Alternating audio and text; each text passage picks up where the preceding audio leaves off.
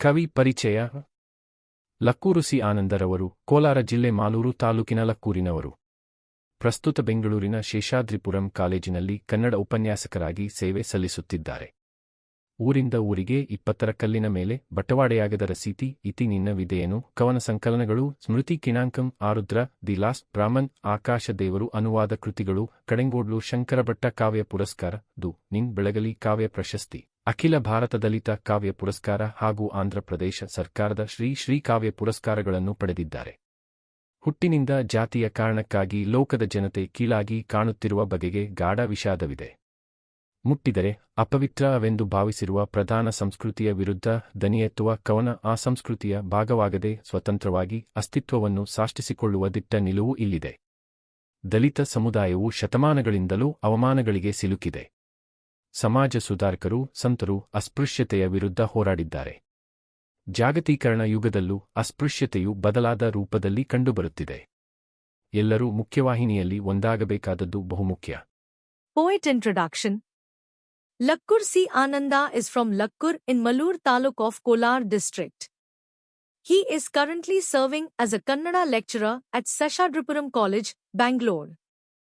He has received the following works: From Town to Town, 20 Years Stone, Undelivered Receipt, Iti Ninna Vidhayanu Poetry Collections, Smriti Kinankam, Arudra, The Last Brahmin, Akash Deva Translations, Kadengorlu Shankar Bhatta Poetry Award, Do.Nim. Belgli Poetry Award, All India Dalit Poetry Award and Andhra Pradesh Government Shri Poetry Award. It is deeply regrettable that people of the world are looked down upon because of their caste from birth. Here is a poem that speaks out against the dominant culture that considers it unholy if touched, and a bold stance to exist independently without becoming a part of that culture. The Dalit community has been subjected to humiliation for centuries. Social reformers and saints have fought against untouchability.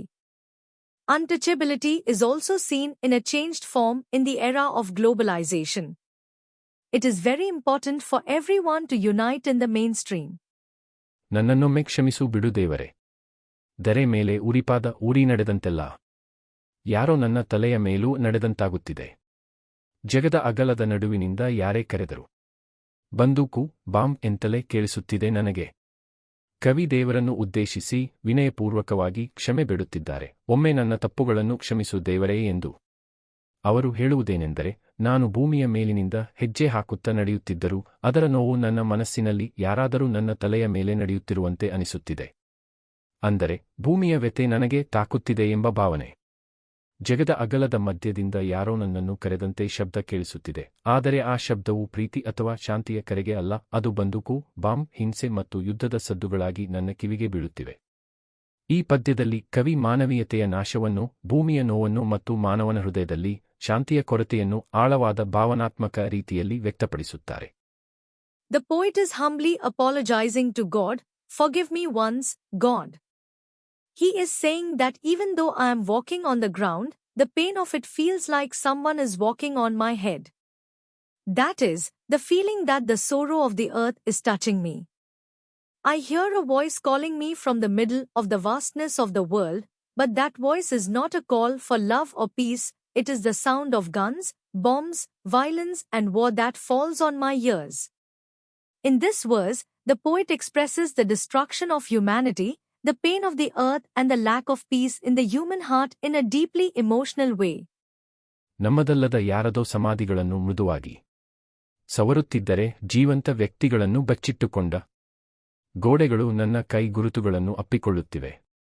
ಈ ಸಾಲುಗಳಲ್ಲಿ ಕವಿ ಅತ್ಯಂತ ವೇದನಾತ್ಮಕ ಹಾಗೂ ಮಾನವೀಯ ಭಾವವನ್ನು ವ್ಯಕ್ತಪಡಿಸುತ್ತಾರೆ. ನಮ್ಮದಾಗಿರದ ಅಂದರೆ ಅನ್ಯರ ಸಮಾಧಿಗಳನ್ನು, ಸಮಾಧಿ ಮರಣದ ನಂತರದ ಶಾಂತಿಯ ಸ್ಥಳ, ಕರುಣೆಯಿಂದ ಮೃದುವಾಗಿ ಸ್ಪರ್ಶಿಸುತ್ತಿರುವಾಗ ಜೀವಂತ ವ್ಯಕ್ತಿಗಳನ್ನು ಬಚ್ಚಿಟ್ಟುಕೊಂಡ ಗೋಡೆಗಳು ಅಂದರೆ ಕ್ರೂರ ಸತ್ಯವನ್ನು ಮುಚ್ಚಿಟ್ಟಿರುವ ಸಮಾಜದ ಗೋಡೆಗಳು ಕವಿಯ ಕೈ ಗುರುತುಗಳನ್ನು ತಾವು ಅಪ್ಪಿಕೊಳ್ಳುತ್ತಿರುವಂತೆ ಅನಿಸುತ್ತವೆ. ಇದು ಕವಿಯ ಮನಸ್ಸಿನ ಅಂತರಂಗದ ತೀವ್ರ ನೋವು ಮತ್ತು ಸಮಾಜದ ಕಪಟತೆಯ ಮೇಲಿನ ವ್ಯಥೆಯನ್ನು ತೋರಿಸುತ್ತದೆ. ಕವಿ ಹೇಳುವಂತಾಗಿದೆ, ಮೃತರ ಪ್ರತಿ ಸಹಾನುಭೂತಿಯುಳ್ಳ ಈ ಮಾನವ ಜೀವಂತವರ ಹಿಂಸೆ, ಬಲಾತ್ಕಾರ, ಯುದ್ಧ ಮತ್ತು ಅನ್ಯಾಯವನ್ನು ನೋಡುತ್ತಾ ಮೌನವಾಗಿರುವ ಗೋಡೆಗಳ ಮುಂದೆ ನಿಂತು ತನ್ನ ಅಸಹಾಯ ಭಾವನೆಯನ್ನು ವ್ಯಕ್ತಪಡಿಸುತ್ತಾನೆ. In these lines, the poet expresses a very painful and humane feeling. While he is touching the graves of others, the graves, the place of peace after death, with compassion and tenderness, the walls that hide the living, the walls of society that hide the cruel truth, seem to embrace the poet's handprints. This shows the deep pain in the poet's heart and the anguish over the hypocrisy of society. The poet seems to be saying, this human being, who sympathizes with the dead, stands in front of the silent walls, watching the violence, rape, war and injustice of the living, and expresses his helplessness.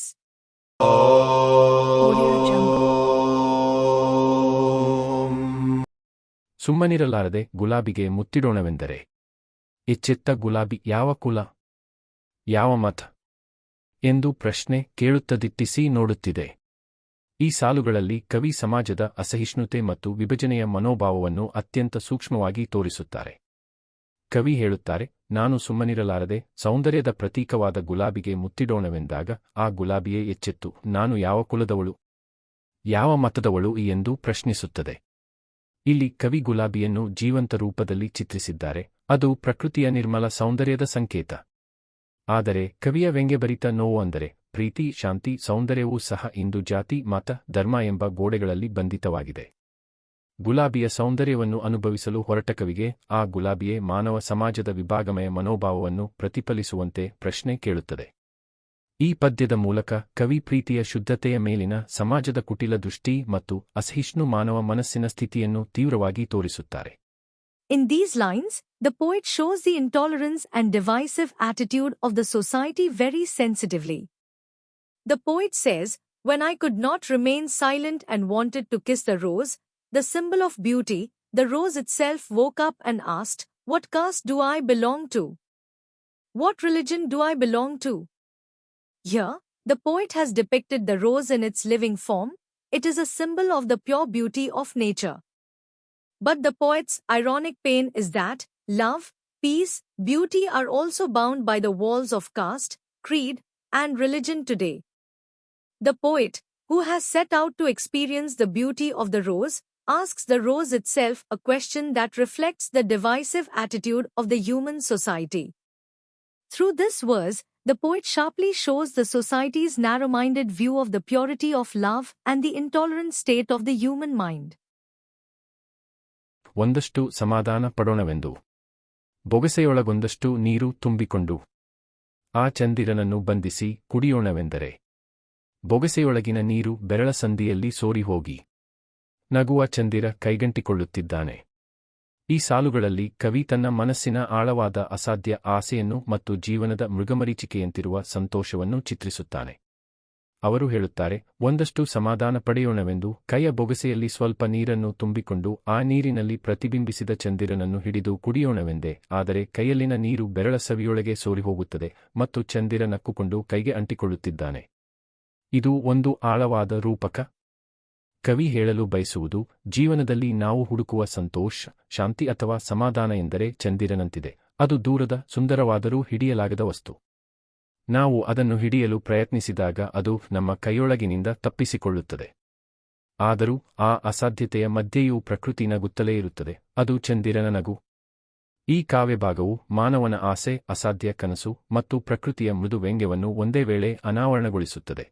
In these lines, the poet depicts the deep, impossible desire of his mind and the mirage-like joy of life. He says, let us find some peace, let us fill the palm of our hand with some water and drink the moon reflected in that water. But the water in the hand leaks into the palm of our hand, and the moon is smiling and clinging to the hand. This is a deep metaphor. What the poet wants to say is, the happiness, peace or tranquility that we seek in life is like the moon, something distant, beautiful but unattainable. When we try to catch it, it escapes from our hands. Yet, in the midst of that impossibility, nature keeps smiling. It is the smile of the moon. This piece of poetry simultaneously reveals the desire of man, the impossible dream, and the soft irony of nature. ದೂರಕ್ಕೆಲ್ಲಾದರೂ ಹೊರಟುಬಿಡೋಣವೆಂದು ದಿಕ್ಕು ಬಂದ ಕಡೆ ನಡೆದಂತೆಲ್ಲ ಅವರಿವರು ಉದಾಸೀನವಾಗಿ ಬಿಟ್ಟಂತಹ ಬಿಸಿಯುಸಿರು ನನ್ನ ಗುಂಡಿಗೆಯನ್ನು ಹಿಚುಕುತ್ತಿದೆ. ಈ ಸಾಲುಗಳಲ್ಲಿ ಕವಿ ಮನಸ್ಸಿನ ಆಳವಾದ ಅಶಾಂತಿಯನ್ನು ಮತ್ತು ಅಂತರಂಗದ ತೀವ್ರ ನೋವನ್ನು ಚಿತ್ರಿಸುತ್ತಾನೆ. ಕವಿ ಹೇಳುತ್ತಾರೆ, ಎಲ್ಲಿಂದಲಾದರೂ ದೂರದ ಕಡೆಗೆ ಹೊರಟು ಹೋಗೋಣವೆಂದು ನಾನೇ ಪ್ರಯತ್ನಿಸುತ್ತಿದ್ದೇನೆ. ಯಾವ ದಿಕ್ಕು ಸಿಕ್ಕಿದರೂ ಆ ದಿಕ್ಕಿನಲ್ಲಿ ನಡೆಯುತ್ತಿದ್ದೇನೆ. ಆದರೆ ಅವರಿವರು ನಿರ್ಲಿಪ್ತವಾಗಿ ಬಿಟ್ಟು ಹೋದ ಬಿಸಿಯ ಉಸಿರು, ಅಂದರೆ ಅವರ ಅಳಿವು, ಪ್ರೀತಿ, ನೋವು ಅಥವಾ ನೆನಪುಗಳ ಶಾಖ, ಇಂದಿಗೂ ನನ್ನ ಹೃದಯದ ಒಳಗಿನ ಗುಂಡಿಗೆಯನ್ನು, ಗಾಯವನ್ನು ಹಿಚುಕುತ್ತಿದೆ, ಚುಚ್ಚುತ್ತಿದೆ. ಇಲ್ಲಿ ಬಿಸಿಯುಸಿರು ಎಂಬ ಪದ ಕವಿಯ ಮನೋಭಾವದ ಆಳವನ್ನು ತೆರೆದಿಡುತ್ತದೆ. ಅದು ದೇಹದ ಶಾಖವಲ್ಲ, ಅದು ಬಿಟ್ಟು ಹೋದವರ ನೆನಪಿನ ಉರಿ, ವಿಯೋಗದ ನೋವು. ಈ ಪದ್ಯದಲ್ಲಿ ಕವಿ ದೂರ ಹೋಗುವ ಆಕಾಂಕ್ಷೆಯುಳ್ಳ ವ್ಯಕ್ತಿಯ ಅಂತರಂಗದ ಬಂಧನ, ನೆನಪುಗಳ ಅಳಿವು ಮತ್ತು ಭಾವನಾತ್ಮಕ ಅಸಾಧ್ಯತೆಯನ್ನು ಸೂಕ್ಷ್ಮವಾಗಿ ಬಿಂಬಿಸುತ್ತಾನೆ. In these lines, the poet depicts the deep unrest of the mind and the intense pain of the inner self. The poet says, I am trying to go away from anywhere to a faraway place. I am walking in whatever direction I find. However, the hot breath left by the past, them, that is, the heat of their disappearance, love, pain or memories, is still pinching and piercing the innermost pit, wound, of my heart. Here, the word hot breath reveals the depth of the poet's attitude. It is not the heat of the body, it is the fire of the memory of those left behind, the pain of separation. In this verse, the poet subtly depicts the inner bondage, the disappearance of memories, and the emotional impossibility of a person who aspires to go away. ಇದು ಯಾವುದು ಬೇಡವೆಂದು, ಎಲ್ಲಾದರೂ ನೆಲಕ್ಕೆ ಬೆನ್ನು ಮುಟ್ಟಿಸೋಣವೆಂದರೆ. ನಗುವ ಅಮೃತಶಿಲೆಯ ಸಮಾಧಿಗಳು ಮುಳ್ಳುಗಳಾಗಿ ಕೊಂಚವೇ ಬೆನ್ನನ್ನು ಚುಚ್ಚುತ್ತಿವೆ. ಈ ಸಾಲುಗಳಲ್ಲಿ ಕವಿ ಜೀವನದ ದೀರ್ಘ ಹೋರಾಟ ಮತ್ತು ವಿಶ್ರಾಂತಿಯ ಅಸಾಧ್ಯತೆಯನ್ನು ಅತ್ಯಂತ ಆಳವಾದ ಚಿತ್ರಕಾವ್ಯ ರೂಪದಲ್ಲಿ ತೋರಿಸುತ್ತಾನೆ.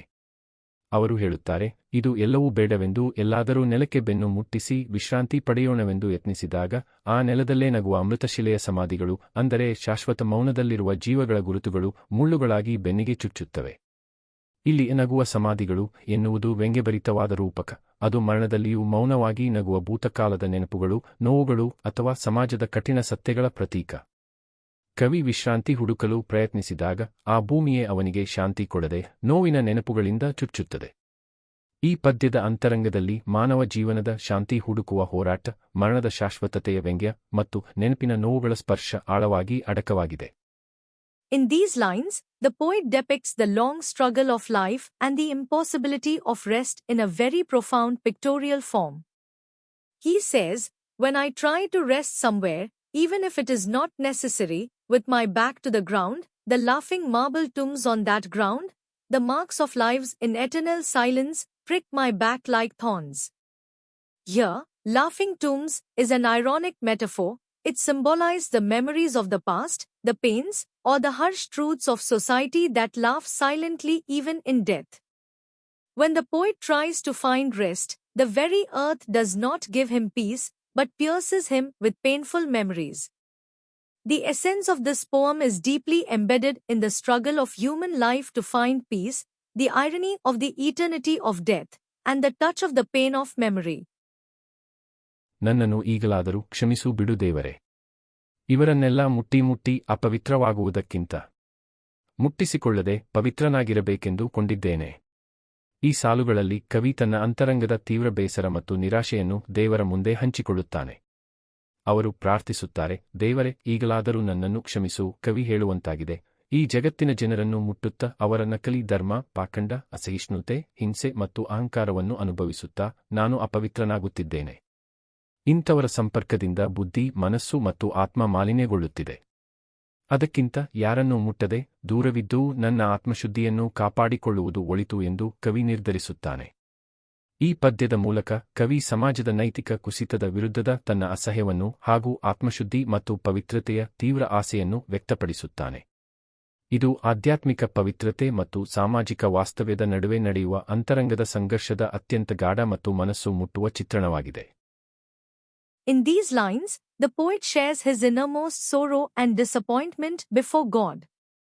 He prays, God, forgive me even now. The poet seems to be saying, I am becoming defiled by touching the people of this world, experiencing their fake religion, hypocrisy, intolerance, violence, and arrogance.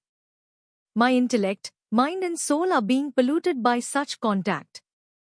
Rather, the poet decides that it is better to maintain my inner purity by staying away from anyone and not touching anyone. Through this verse, the poet expresses his disgust against the moral decline of society and his intense desire for inner purity and holiness. This is a very profound and touching picture of the inner conflict between spiritual purity and social reality. Dear students, if you find these lessons explained is helpful, please share this video with your friends. Subscribe to our channel for simple and clear lesson explanations. Check the description for links to other lesson summaries and join our WhatsApp channel for daily Kannada and Hindi lessons, useful phrases and grammar tips. Start learning today and speak confidently.